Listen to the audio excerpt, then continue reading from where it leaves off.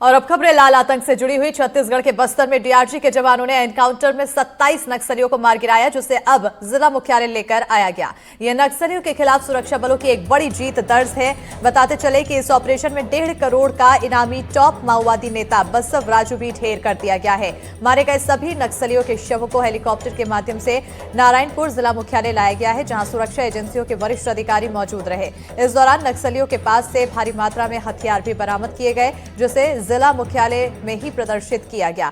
देखिए नारायणपुर से पूरी रिपोर्ट।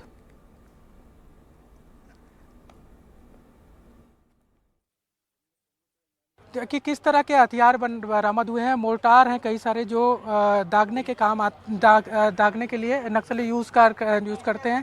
इसके अलावा बीजीएल लॉन्चर है, देखिए बीजीएल लॉन्चर लगा हुआ है। 3 बीजीएल लॉन्चर जो है वो बरामद किए गए हैं। 9 mm का कार्बाइन, जो कि अपने आप में बड़ा हथियार माना जाता है, वो बरामद किया गया। इसके अलावा कम से कम ऑटोमेटिक हथियार जो है, इंसास है, AK-47 है और SLR है, SLR है, वो भी बरामद किया गया है। और जब भी नक्सलियों के किस लेवल के नक्सली, हालांकि इसमें तो नौबल्ला बसव राजू का भी जिक्र है, लेकिन वो मारा गया, उसकी तस्वीर भी आ गई है। लेकिन जब नक्सलियों के मारे जाने के उनके स्तर का अगर अंदाज़ा लगाना हो तो हथियार क्या बरामद हुए हैं उससे ही अंदाज़ा लगाया जा सकता है कि अगर इतने ऑटोमेटिक हथियार बरामद हुए हैं तो स्वाभाविक है कि बड़े कैडर के नक्सली मारे गए हैं। 7.62 mm SLR, 7.62 × 39 AK-47 बरामद किए गए हैं 3। इसके अलावा 4 SLR हैं, इंसास राइफल है 4, बीजीएल लॉन्चर है 3, कार्बाइन है 1, और इसके अलावा राइफल और 12 बोर की बंदूक जो है वो भी बरामद की गई है। और इसके अलावा बड़े पैमाने पर नज़र आ रहा होगा कि गोलियां जो हैं वो भी बरामद की गई हैं। डीआरजी का जो एक शौर्य है उसको भी प्रदर्शित किया गया है। इस पूरे जहाँ जो बरामद किए गए हैं कल की मुठभेड़ में, जो हथियार बरामद किए गए हैं वो उनकी तस्वीरें हैं।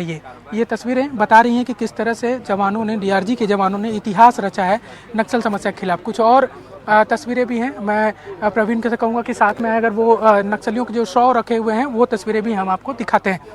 कि एक नारायणपुर का जो ये सिविल लाइन मैदान है, वहाँ पर 2 तरह की तस्वीरें हमको देखने को मिली। एक तो जवानों की जो शहादत की तस्वीर थी, और उसके बाद अब देखिए ये जो 100 रखे हुए हैं नक्सलियों के, वो तस्वीरें नजर आएंगी। उसमें सबसे बड़ा नाम जिसको लेकर लगातार आप देख सकते हैं चर्चा चल रही है, जिसको लेकर लगातार कहा जा रहा है, वो है बसव राजू का शव। ये जो शव है यही अपने आप में काफ़ी बड़ा नाम है। और इसके अलावा लगभग सारे का वो कर लिया गया है। टीपू, CYPC नागेश को भी मार गिराया गया है, जो जिसका बड़ा कैडर था, पुलिस मेंबर जिसको बताया जा रहा है। बदरू को मार दिया गया है, सरिता को मार दिया गया है इस मुठभेड़ में, हरमे को मार दिया गया है।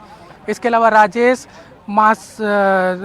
को मारा गया है, मासे है, जमुना है। सारी लिस्ट जो है वो कुछ देर में आ जाएगी। संगीता CYPC मेंबर जो है उसको भी मार दिया गया है। तो काफ़ी बड़ी संख्या में जो ये सफलता अपने आप में बड़ी सफलता है, और ये अपने आप में बताती है कि किस तरह से नक्सलियों के ऊपर एक बड़ी सफलता जो है वो हासिल की गई है।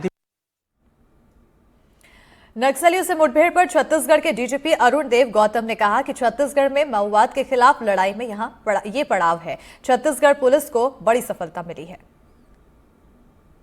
छत्तीसगढ़ पुलिस और उसकी विशेष टीम डीआरजी द्वारा अबुझमाड़ के क्षेत्र में जो पिछले 3-4 दिनों से जो ऑपरेशन चलाया गया, उसमें बहुत बड़ी सफलता के रूप में 27 माओवादियों को निष्क्रिय किया गया। और माओवाद के जो शीर्षतम नेतृत्व बसवा राजू को निष्क्रिय करने में भी हमारी टीम कामयाब हुई है। छत्तीसगढ़ पुलिस के लिए और माओवाद विरोधी आंदोलन अभियान के लिए ये सबसे बड़ा दिन है मेरे हिसाब से, क्योंकि जब शीर्ष नेतृत्व न्यूट्रलाइज हुआ है तो इसके बाद इस आंदोलन को बिखरने में कोई बहुत बड़ा वक्त नहीं लगना चाहिए। पिछले बहुत वर्षों से सुरक्षा बलों द्वारा बहुत अधिक नुकसान उठाया गया है। बहुत इस क्षेत्र के लोगों ने, निर्दोष नागरिकों ने अपने बच्चों की शहादत दी है। आज पूरे बस्तर के लिए, छत्तीसगढ़ के लिए और पूरे देश के लिए बहुत महत्वपूर्ण दिन है कि माओवाद का शीर्ष नेतृत्व समाप्त हुआ है और मुझे उम्मीद है कि बहुत जल्दी ही पूरे बस्तर और पूरे देश से माओवाद का अंत हो जाएगा। इस अभियान के दौरान 4 जिलों के डीआरजी ने हिस्सा लिया और उसमें भी प्रमुख रूप से नारायणपुर की डीआरजी ने बहुत शौर्यपूर्वक काम किया है। उस दौरान, इस अभियान के दौरान हमारे डीआरजी के कंपोनेंट के रूप में 2 शहीद भी हुए हैं। बहुत थोड़ा क्षेत्र बचा है जिसको कि हम पूरी तरह से ऑक्युपाई करके और नक्सलवाद को, माओवाद को इस धरती से निर्मूल करने में प्रयासरत है। और इसको जो हमारी समय सीमा दी गई है माननीय केंद्रीय गृह मंत्री द्वारा 31 मार्च 2026 तक, हम उसके पहले ही माओवाद का अंत करने में पूरी तरह कामयाब होंगे। ऐसी हम सबका ऐसे संकल्प है और ऐसी हम सबकी आशा भी है।